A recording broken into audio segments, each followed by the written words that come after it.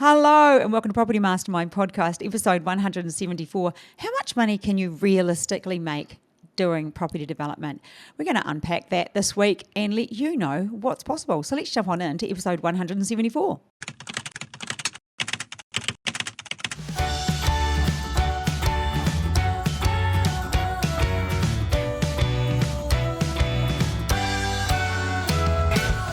Hello, welcome to episode 174. How much money can you realistically make doing property development? This week, we're going to break it down and tell you what you actually make out of different projects and, just open that up. Really, it's a bit of a piece of string, but we'll see how long it really is before we do. We're giving away a copy of the book, Property Millionaires Exposed. This week, James Keating. It's in the post to you. You're going to love reading that book. Head over to page 120 and hear why Bob says development's the best way to go. So, Bob, as usual, what's your tip for the week? Well, Melbourne Cup was yesterday. I think my tip is always have $1 at least on some of the long shots. Oh, yes. Yeah, pick out 3 or 4 long shots, put a little bit on. After that, please yourself whether you want to run with favourites. But would have done all right yesterday. Has a favourite ever won? Yeah, the winner paid $91 yesterday. Yeah. There you go. Did well. Imagine if you had $1 to win on that horse. In fact, if you put $1 to win on all of the horses, you'd be up. I'm going to do that next year. I'm actually going to, if a long shot wins, it's a win. That's a $24 bet because there's 24 horses, isn't it? Yeah, about that. Yeah. 22. What a great idea. You heard it here first, folks. You could retire on that. What a There's a model for you, everybody. No, you only make 91 minus the 20. Yeah, but so you make $70. Yeah, well, put 1,000. It's only 24,000. Put 1,000 on everything. Yeah, I don't know if Bob. Okay, let's retract that. He's only joking. And this man never even gambles, do you? No. Although you do have an account, and sometimes you have a little bit of a... Like $2 on a horse. $2 on a horse. And the reason I have an account, let's put it in perspective, is because my daughter's first cousin is a jockey and his dad was a very famous jockey in Australia, used to ride Sunline. So, yeah, we follow those. She's got two, actually. So they're twins, brother and sister, Jordan and Taylor Childs, and they both ride horses. So you've done all right backing them. yeah, sometimes I get a tip that they're racing, and so I go, put $1 on one, put $2 on, get excited to watch them. Anyways, that's enough about horse racing, Bob. Let's talk about making some real money. Yeah, exactly, not gambling. Yeah, people talk about risk and property development, and then they go gamble. What the heck? But well, you can gamble a small percentage of what you make out of property development. You can, exactly, if you wanted to. Wanted to. In fact, if you listen to the podcast we did with Liam Nagel a couple of episodes, maybe 3 or 4 episodes ago, and he said when he got his windfall, when he sold his development, had a nice hefty profit that was about 600 off his first development. 600,000, that is, not dollars. Yeah, 600,000 on his first ever property development. He was a mentoring student, and he went and put the money in the bank and is very tempted to go buy himself a Rolex, but he still wouldn't. He said he'd always wanted one and he didn't do it. Good on him. He could have bought a fake Rolex. Yeah, he could have done that. But Bob, how much can you make realistically doing property development? And the reason this question came up was a conversation I had with a newbie, someone who really didn't understand property development but was very interested in property. And he said to me, so people can make $500,000 and $600,000, and I said, yeah, and just from one property development, and I said, yeah, and he was absolutely flabbergasted at that, Bob. So we thought, and he asked me, I started walking him through a few, and I thought, okay, well, if he's thinking that, other new people are thinking that. So let's talk about starting small, what the profits are likely to be, and what the variables are, and we'll just do a bit of a disclaimer about the area. Like if you're in the middle of Sydney where it's really expensive, or there's going to be different profit margins. So, well, the margins might be similar, but the dollar profit or the dollar you have to spend would be different. So, I mean, how much profit do you make? Obviously, it's an open-ended question. It's going to depend on the type of project you do, the size of the project, and where you do it. So there are variables. There you go. The type, the size, and where. They're the three variables. So I just thought, let's unpack the types, because you're going to make less money off a two-lot subdivision, and yeah, I mean, you make less profit off a 2-lot subdivision than a 3-lot subdivision in the same street, let's say, because it's a bigger project. So size Size does matter. But let's say property development starts off with a 2-lot subdivision. Mind you, we got somebody in our mentoring program who's doing an upmarket house on a block, and that's probably going to sell for close to $3 million. So that, in dollar value, that could be the same dollar value as doing a 4-pack of townhouses somewhere where they sell for $750,000. So it's also the type of project. Not that I normally call doing a house on a block of land. I don't consider that property development. Property development to me is where you end up with more things, like one lot ends up 2 lots, or one block of land, knock down an old house, build a duplex. But in their case, they'll do well out of that. But the reason, we can unpack why that even happened, shall we? Yeah. Oh, if you like. Yeah. The reason that happened was they were, I'm going to use a COVID word here, they were prepared to pivot. When they got their plans, because it was going to be a duplex, when they got them in, it just didn't look like the margin was going to be good enough. And then there was a concern. Bill costs had gone up, and interest had gone up a bit. Yeah, they were just affected by the market, as sometimes people are. But for that to work, Bob had noticed that because they were in the mentoring program, and Bob had said, hey, look, we saw a house sell. A house sold for a crazy amount. So maybe re-look at this, doing like highest and best use and see what happens if you do quite an upmarket house in a very good area. And I've been going through it because it's not far from where we live, so I go through and do video updates. In fact, if you're in the Property Accelerator, I did a recent update walking through the painters there at the moment. But it just, you walk in, and even though, it's just got sanded walls and there's nothing else in it, it just feels luxurious. I just walk in and go, wow, this is going to be absolutely amazing. Anyway, now I've lost track. So that's not normally what I call a development. Let's say a 2-lot subdivision. Yeah. And look, a lot of 2-lot subdivisions don't make enough profit to do. That's the fact. But every so often you'll find one that does. And if it was showing enough profit to make it financeable, able to be financed, depending on where it is, average suburb, average city, you're going to make a 6-figure profit. It might well be 150,000, but it could be more than that too. Some suburbs it could be 400,000. And Bob, how long is that likely to take on average? Well, on a good day, but on average. I know. I love variables. Yeah. Some states are quicker than others. Yep. If it was a proper 2-lot subdivision where you're cutting one lot into 2 lots, it could be 8, 10, 12 months. 8 months, 10, 12 months. A development permit might typically take about 4 months, and then you've got to do a bit of build and you've got to sell it. So like 6 to 9 months would be normal. It's a quick, because you're not building a building. If you're going to cut it into 2 lots and build on the lots, that'd be totally different. If you did a thing called a splitter, which is a block of land that is on 2 lots but only one title, and you split the title, I've seen them done in a week. But that's not a bad alley rate. No, but hard to find one that stacks up well enough. Quite often people that do 2-lot subdivisions end up building houses on them to make a good profit, decent profit. Or some of them even build rooming houses, to build something on the lots as opposed to just selling the land. But if you did, you make a 6-figure profit out of that.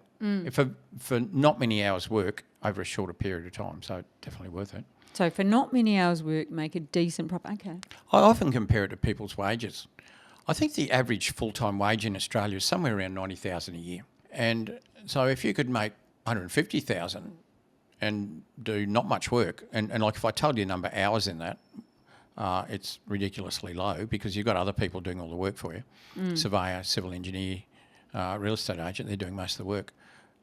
It's crazy that you could work for 2 years or a year and a half or whatever to make full-time, to make the sort of money you could make in, I've done a 2-lot subdivision just as a block of land that made 6-figure amount of money, and I worked out I did 13 hours work in it. Once I found it, took a bit to find it, but when I found it, that's all the work it was. So is everyone else right now listening like me thinking, it's just I want to do organising.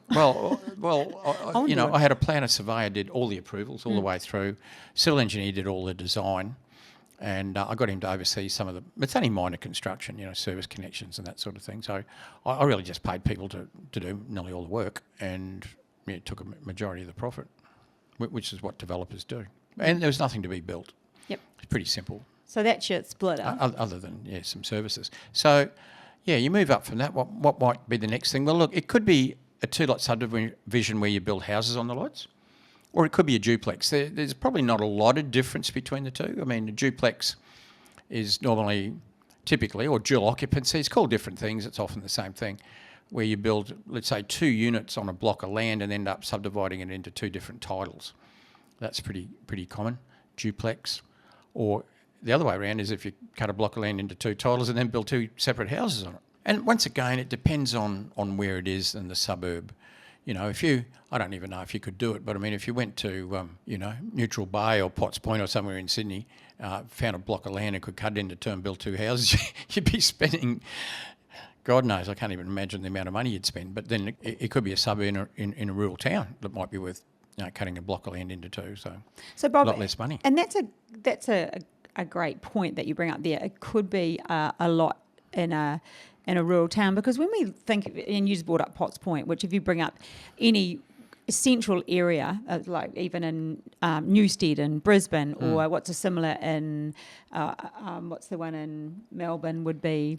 Oh, well, St Kilda or something. Yeah, St Kilda's good, where there's going to be less sites available. So sometimes even finding those are a lot more difficult, and you're going to have a lot more money to get in. So if we would just think more, a little bit more outer skirts, not outskirts, let's go 10k rim from 10k, is that too far? Maybe 7 or 8k from the centre of town, if we were looking around there. Depending on the city. Yeah, exactly, depending on the city. Like Brisbane would be quite different.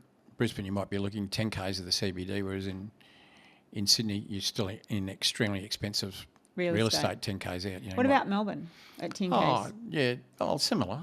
Similar to Brisbane? No, it's more closer to Sydney. I mean, Sydney, you got like the eastern suburbs, for instance, or the harbour suburbs, Vaucluse and those, which are like through the roof.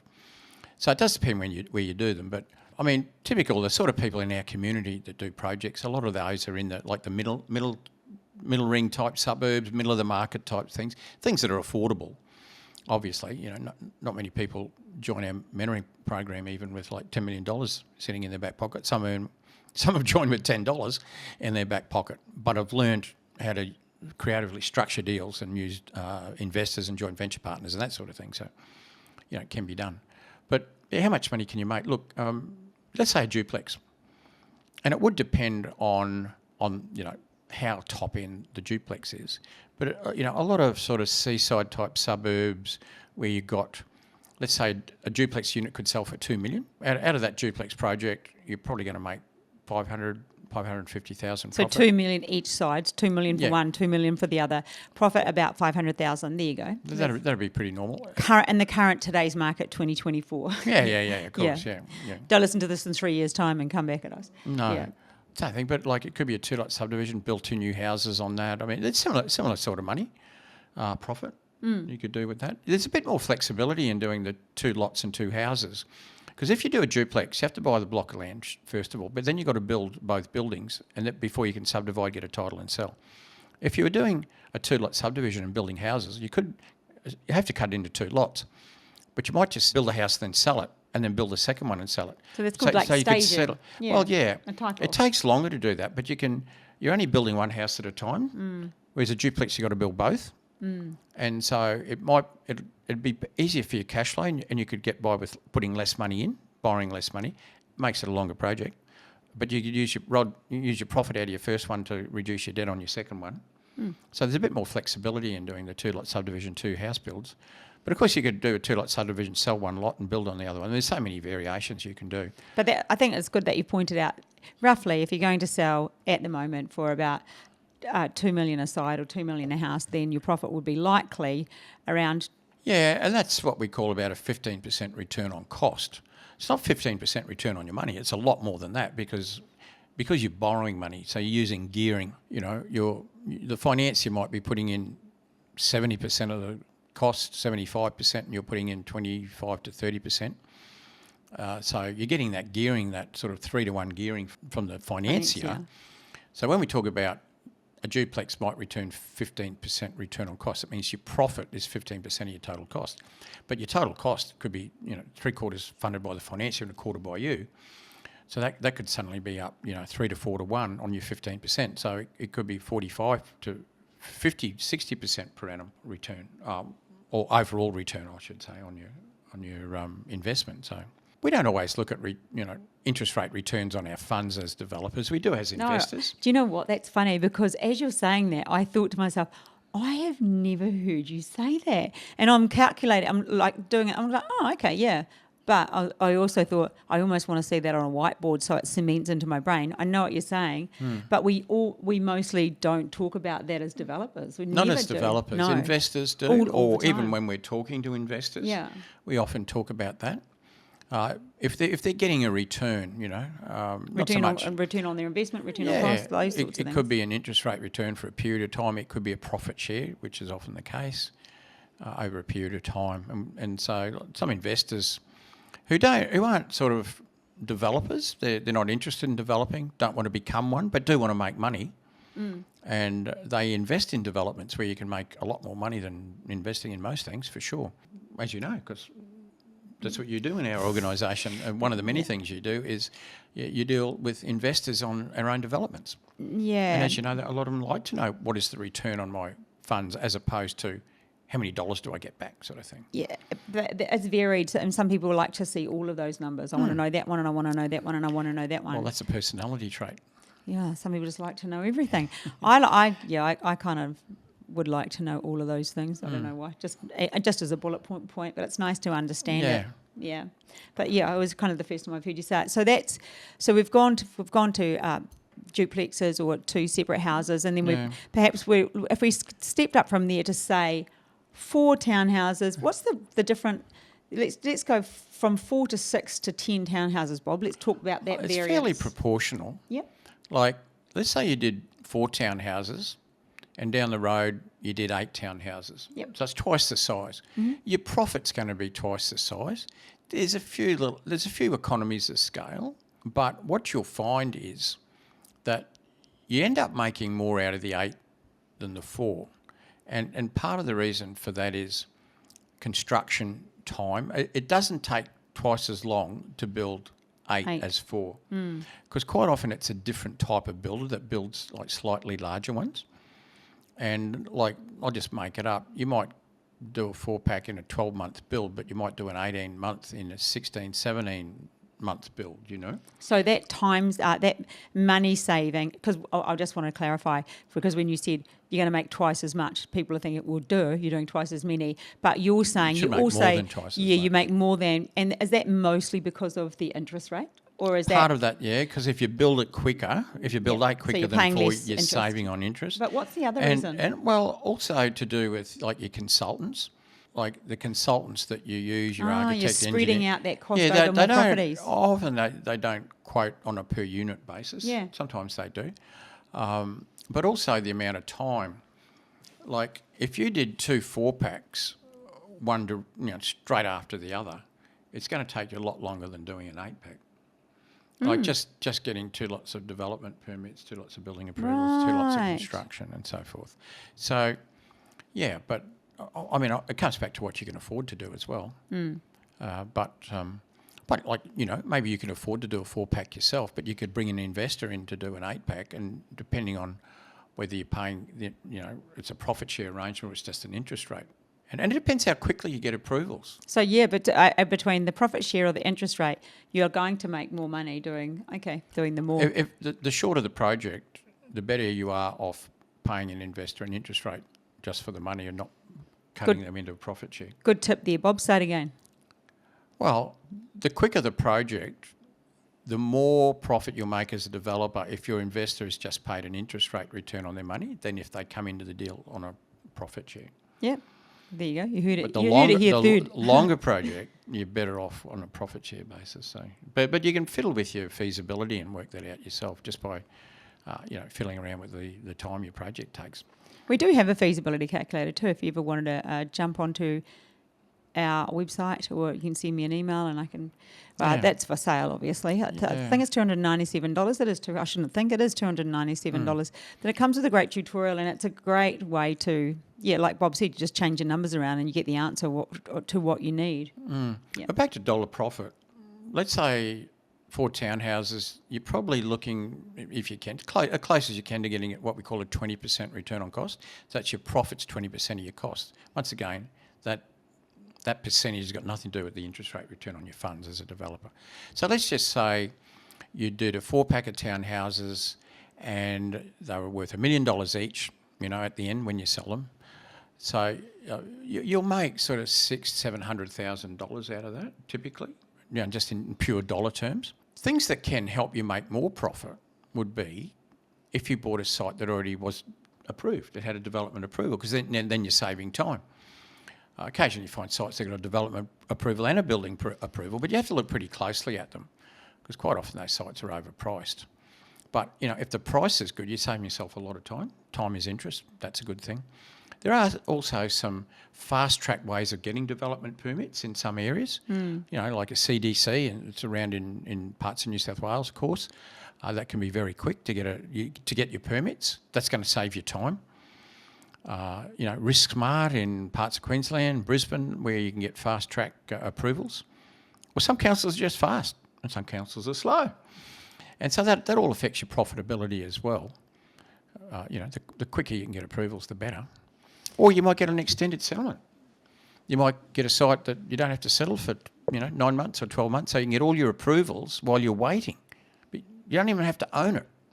You can just have it under contract, you can get your approvals, and by the time you settle, you're ready to build. So that increases your profit. Increases your profit. Because you haven't got, you don't have interest holding costs. It could increase your profit on even a decent duplex by $150,000. Woo! So instead of making $500, you make $650. And I think it's a really relevant time just to remind people that people delay settlements for all sorts of reasons. You might just think they're doing you a favour, but sometimes they're moving, or they're waiting for a house to be built, or they're moving overseas or travelling somewhere. There's so many different reasons why people want a delayed settlement. I know I heard of one recently. Tom's in our mentoring program, and I think he got a delayed settlement because, or maybe it was more of the contract, was the owner was going into a nursing home eventually, and they just wanted him to get to a certain point before he moved in. It was something along those lines. I've done them with people wanting to move into a retirement village, but they have to wait for the next stage to be built, or they're moving into an apartment, particularly downsizers. It's not built yet. They bought off the plan. It's 12 months before they can settle. They want to know they've got a contract, particularly if they don't think the market's going to go up a lot. Or some people just want to lock in a contract. There's all sorts of reasons, like you said. Also, I'm thinking of one at the moment, which is deceased estate, but needed to get probate. The family, what would you call them? Not the beneficiaries. It's not a trust, but the people that benefit from the will. They wanted to lock a contract in, but it was going to be a good 6 months before they would have been in a position to settle. So that was a 6-month settlement. All sorts of reasons. Yeah, it's the same reason people use buyer's agents and don't put their house on the market. You just never know somebody's reason, and it can just be, could be anything. Yeah. All that affects your profit. Yeah. It makes it more profitable because you're not paying interest during that period of time while you're getting your approvals. I mean, we've got we're doing that at a couple of industrial projects where we're doing that at the moment. We'll have approvals by the time we settle. And you can imagine industrial projects, because they're large projects. The money we're using is a lot larger, so we're paying a lot of interest, and the profit margins are great. But every opportunity you can use to not have to pay out interest, why not use it? Yeah. Okay, so Bob, we've gone up to 8 townhouses. What would we go to next after that? Go to an apartment block. Not really. I mean, it's the same thing. If you're doing 20 townhouses or 20 apartments, it still has to be profitable enough for the financier to finance you. Yes. And so the only difference between doing 20 townhouses and 20 apartments in a way is, if you're doing 20 townhouses, you could stage it. So you could do a stage of 10 and then a second stage of 10. You can't stage an apartment block. You can't build 20 apartments, sell them, and then build the next 20 on top. No. Maybe in China or India you can, but not here. I reckon in Vietnam you could. Bob, in Vietnam, probably, yeah, all day. They've been doing that all day long. Yeah. So like with a 20 apartment block, you've got to build all 20, sell all 20 before you can settle on the 20.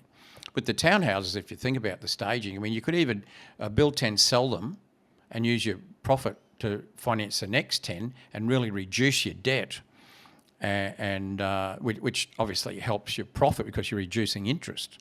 That's a difference between a townhouse and an apartment development of 20 20 units or 20 townhouses as well. I know that's a bit bigger than most people are doing, but I'm just explaining how you can do it. What looks like a similar sort of project on the surface, but could be quite different from a profit point of view. And by when, say you are staging, and I do know the answer because you were doing this with the retirement village, but when you are reducing the debt on the way through, that's all calculated into the feaso, into your feasibility, because you need to show how the cash flows are working and how they are reducing the debt. Yeah, financiers always want to know how you're going to pay me back. Yeah. And normally on a single stage project, which is most of the ones we do, duplex, 4 townhouses, whatever it is, you pay the bank back when you sell it. That's obviously the exit strategy for the bank is, okay, I'm going to lend you this money. How are you going to pay it back? Well, I'm going to sell them at the other end and pay you back. Okay, good. Perfect. With a stage one, you're sort of paying them back in pieces because you're sort of doing one stage and then you're paying them back some money out of the sales. But then you have to borrow a bit more to do the second one, and then you're paying them back, and you'll find a point where they're paid off and gone, and you might still be doing your development, finishing off the last stage, and the financier's gone. So, Bob, I mean, we've gone through just like the sizes, mid-range, duplexes, townhouses. I wrote a few notes down. I've never found anything that makes the sort of money you can make out of property development. No. I mean, I'm not in national arms So deal. how much can you really I haven't tried that make? yet. Oh, please. Drug deal, I haven't tried that. I don't know how much money they make, but I like to be able to sleep at night. And so property developers, you're not going to get the SAS kicking your door in. So, in terms of dollars per hour, it's unsurpassed, really. Anything that's legal anyway.